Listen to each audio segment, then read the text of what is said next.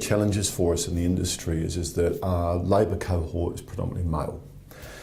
It's been male for 100 years, and it's not until we happen to go into things like wartime, where we need a whole lot of extra labour, that we actually even consider in large numbers bringing women into the industry.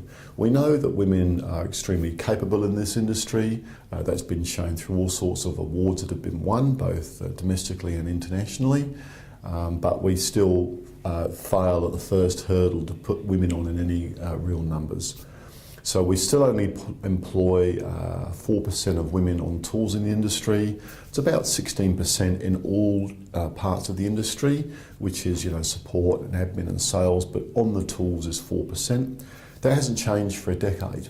And the thing that I'm really interested in at the moment is that if we accept in the vehicle repair industry that we've changed the culture over the last 10 years, and most of us would say that has occurred.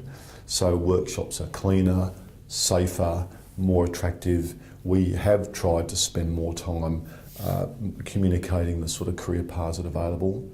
Young women leaving school are more focused on the things that they want to do.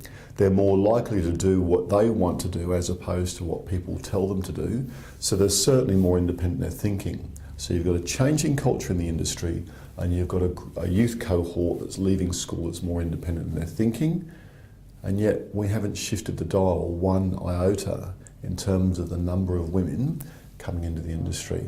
Now that can be two things. That's either concerning or interesting, and I've sort of taken the middle road, and we're about to undertake a research program to try and uncover at a very deep level the reasons why women aren't attracted to the industry.